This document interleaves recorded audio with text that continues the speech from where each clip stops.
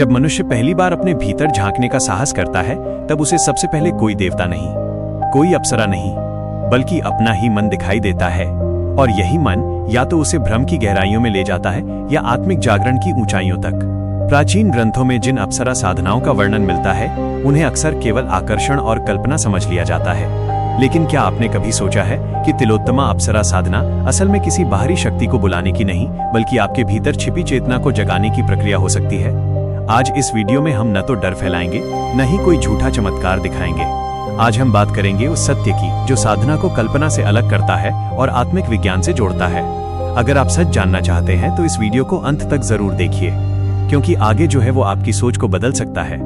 जब मनुष्य अपने भीतर छिपी हुई आत्मिक शक्तियों को जागृत करने की इच्छा करता है, तब उसका मार्ग सामान्य जीवन से अलग हो जाता है। ये मार्ग बाहरी दुनिया से नहीं, बल्कि स्वयं के भीतर उतरने से प्रारंभ होता है। प्राचीन काल से ही हमारे शास्त्रों और गूढ़ ग्रंथों में यह बताया गया है कि मनुष्य के भीतर ऐसी अनेक सूक्ष्म ऊर्जाएं विद्यमान हैं, जिन्हें साधना, ध्यान और संयम के द्वारा जागृत किया जा सकता है। इन्हीं रहस्यमयी साधनाओं में तिलोत्तमा अप्सरा साधना का विशेष स्थान माना गया है।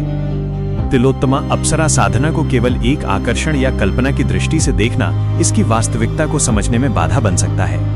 वास्तव में यह साधना मन, प्राण और चेतना के गहरे स्तर पर कार्य करती है।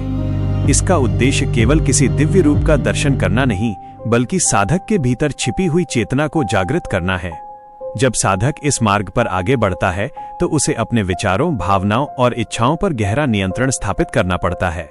ये साधना हमें ये सिखाती है कि आत्मिक शक्ति बाहरी संसार में नहीं, बल्कि हमारे भीतर ही विद्यमान है। जब तक मन अशांत रहता है, तब तक कोई भी साधना पूर्ण नहीं हो सकती। इसलिए तिलोत्तमा अप्सरा साधना में सबसे पहला और सबसे महत्वपूर्ण चरण है मन की एकाग्रता। मन को स्थिर करना ही इस साधना की नींव है। साधना के लिए एक शांत, एकांत और पवित्र स्थान का चयन आवश्यक माना गया है। ऐसा स्थान जहां बाहरी शोर, व्यर्थ की हलचल और नकारात्मक ऊर्जा न हो।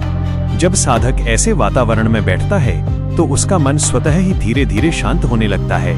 इस अवस्था में श्वास प्रश्वास पर ध्यान केंद्रित किया जाता है। सांस की गति को न तो तेज किया जाता है और न ही रोका जाता है, बल्कि उसे सहज रूप से प्रवाहित होने दिया जाता है। धीरे धीरे जब सांस और मन के बीच सामंजस्य स्थापित होता है, तब विचारों की भीड़ कम होने लगती है। जो विचार पहले मन को अशांत करते थे, वे अब दूर होते चले जाते हैं। इसी अवस्था में साधक अपने वर्तमान क्षण में पूरी तरह स्थिर हो जाता है। यह स्थिरता ही साधना की पहली सफलता मानी जाती है। जैसे जैसे मन स्थिर होता है, वैसे वैसे साधक के भीतर एक विशेष प्रकार की ऊर्जा का संचार अनुभव होने लगता है।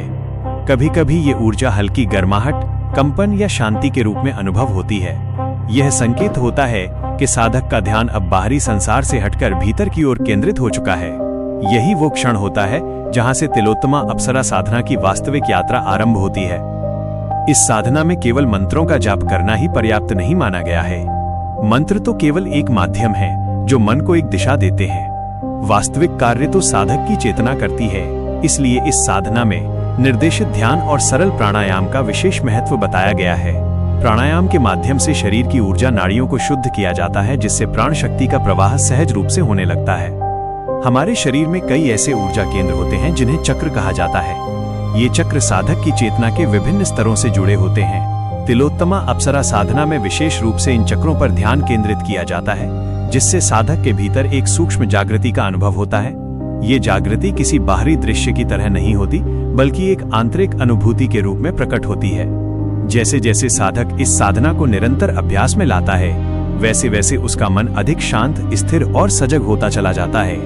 उसे अपने भीतर एक नई स्पष्टता महसूस होने लगती है। जीवन की उलझने, भय और असमंजस धीरे धीरे कम होने लगते हैं। यह परिवर्तन अचानक नहीं होता, बल्कि धीरे धीरे साधक के स्वभाव का हिस्सा बन जाता है। तिलोत्तमा अप्सरा साधना का अंतिम लक्ष्य किसी अलौकिक अनुभव का प्रदर्शन करना नहीं है, बल्कि साधक को मानसिक शांति, आंतरिक संतुलन और आत्मिक शक्ति प्रदान करना है। जब साधक अपने भीतर की ऊर्जा को समझने लगता है, तो वो बाहरी परिस्थितियों से प्रभावित होना कम कर देता है। सुख दुख, सफलता असफलता, ये सभी स्थितियां उसके लिए समान हो जाती हैं।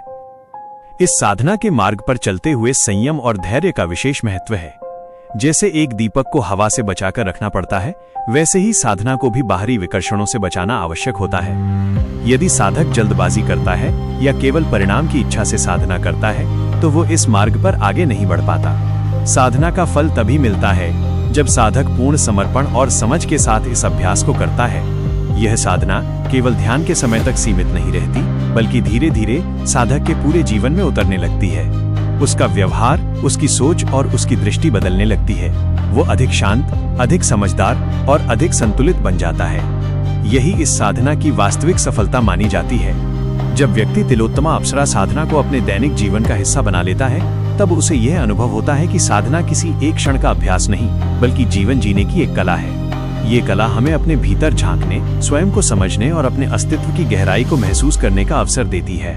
अंततः ये कहा जा सकता है कि तिलोत्तमा अप्सरा साधना आत्मिक उन्नति का वो मार्ग है जो साधक को भीतर से मजबूत बनाता है।